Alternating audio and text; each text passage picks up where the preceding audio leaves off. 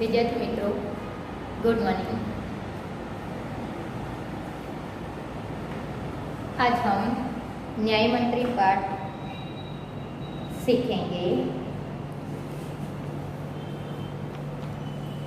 अगले लेक्चर में हमने देखा कि शिशुपाल न्याय मंत्री के पद पर नियुक्त हुए। उनकी कसौटी करने के लिए सम्राट अशोक ने किसी पहरेदार की हत्या कर दी। जब शिशुपाल ने हत्यारे को गिरफ्तार करने के लिए कहा, तब सम्राट अशोक अत्यंत क्रोधित हो गए। उनकी यह आज्ञा सुनते ही वहां पर उपस्थित लोग स्तब्ध हो गए कि स्वयं सम्राट अपराधी के रूप में खड़े हैं। न्याय मंत्री ने सम्राट से पूछा कि इस अपराध के बारे में आपका कुछ कहना है। तब सम्राट अशोक ने मौन रखा, मौन धारण कर रखा। वे कुछ बोले नहीं, लेकिन कुछ देर बाद उन्होंने बताया कि मैंने पहरेदार की हत्या की है, लेकिन वह पहरेदार उद्दंड था। उद्दंड यानी अविनयी, अविवेकी, इसीलिए मैंने उनकी हत्या की है। शिशुपाल ने सम्राट को गिरफ्तार करने की आज्ञा की। दूसरे ही क्षण सम्राट के हाथों में हथकड़ी पड़ गई। हथकड़ी शब्द, हथकड़ी यानी अपराधी के हाथों में, अपराधी के हाथों में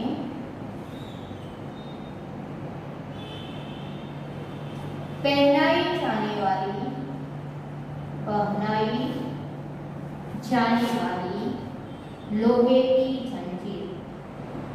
अपराधी के हाथों में पहनाई जाने वाली लोहे की जंजीर એટલે हथकड़ी। सम्राट के हाथों में हथकड़ी पड़ गई। न्याय मंत्री ने कहा, अशोक, तुम पर पहरेदार की हत्या का आरोप लगाया जाता है, तुम इसका क्या उत्तर देते हो? सम्राट होठ काटकर रह गए। न्याय मंत्री ने फिर पूछा, तो तुम अपराध स्वीकार करते हो? हाँ, मैंने उसे मारा अवश्य है, पर उद्दंड था। सम्राट का उत्तर, वह उद्दंड था या नहीं? तुमने एक राज कर्मचारी की हत्या की है, तुम अपराधी हो, तुम्हें मृत्युदंड दिया जाता है। न्याय मंत्री ने निर्णय दिया।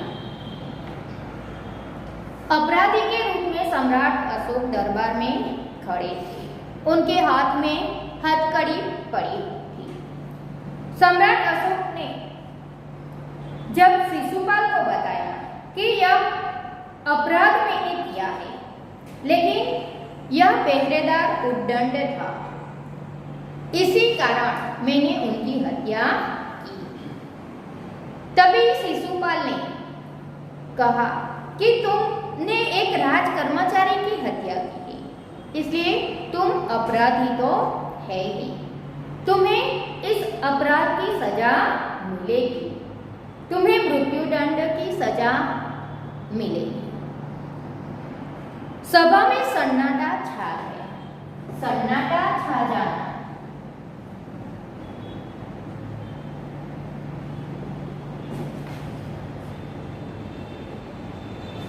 शांति छा जाना।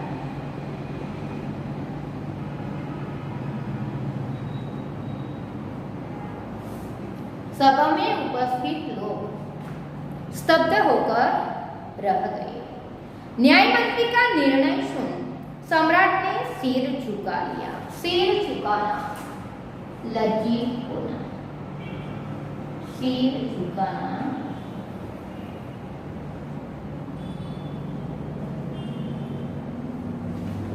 लज्जित होना।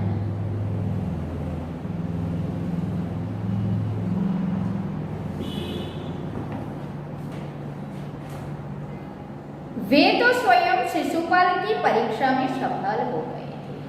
सम्राट का हृदय ऐसे व्यक्ति को पाकर गदगद हो रहा था।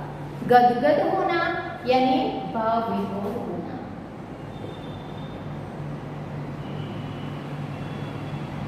गदगद होना,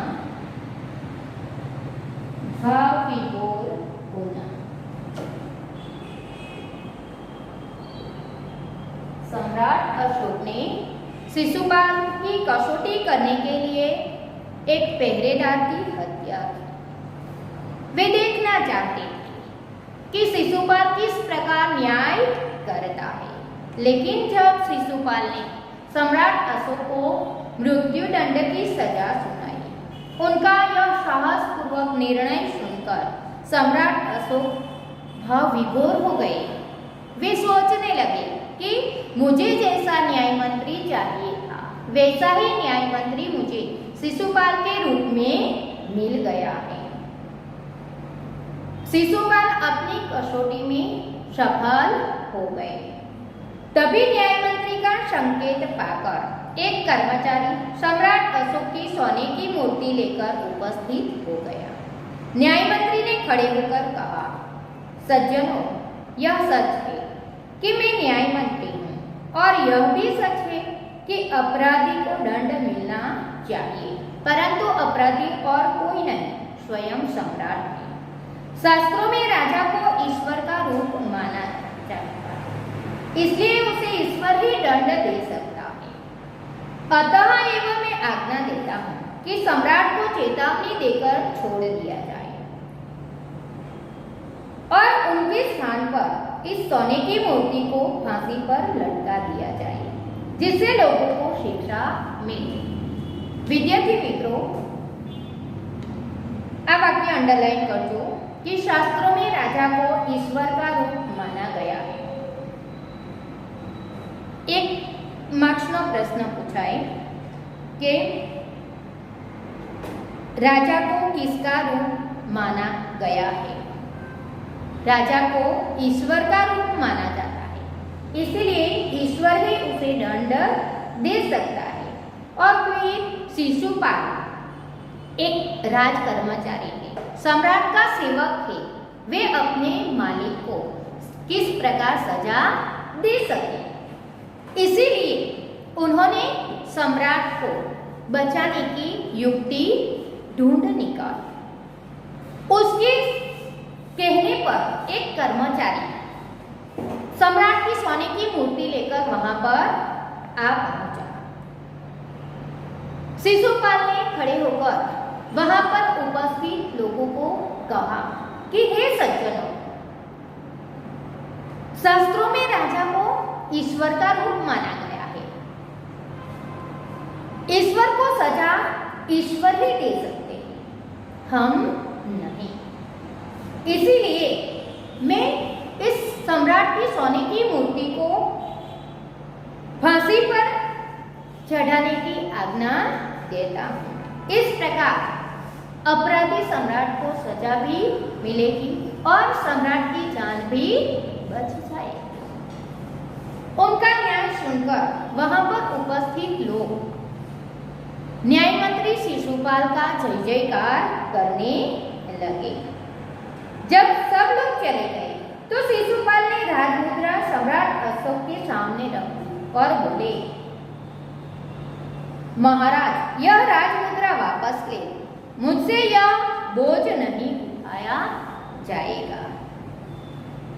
अशोक ने सम्मान भरी दृष्टि से उनकी ओर देखते हुए गदगद कंठ से कहा। विद्यार्थी मित्रों, આ વાક્ય પણ અંડરલાઈન કરજો। આપણે વ્યાકરણ વિભાગમાં ભાવવાચક સંજ્ઞા શોધવાનું પૂછાય, તો આ વાક્ય વારંવાર પૂછાય છે।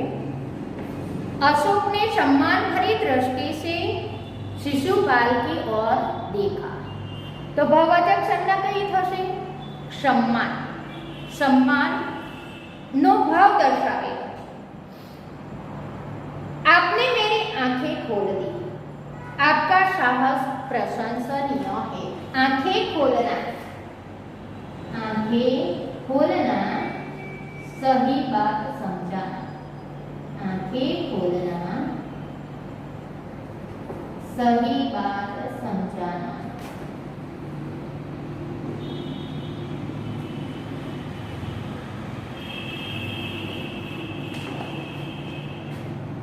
यह बोझ आपके अतिरिक्त और कोई नहीं उठा सकता। न्याय मंत्री निरुत्तर हो गया। निरुत्तर होना यानी खामोश होना, निरुत्तर होना, खामोश होना।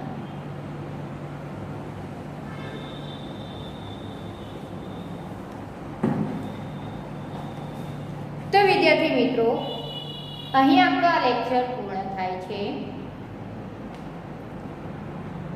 આગળના લેક્ચરમાં આપણે મળીએ। જય હિન્દ, જય ભારત।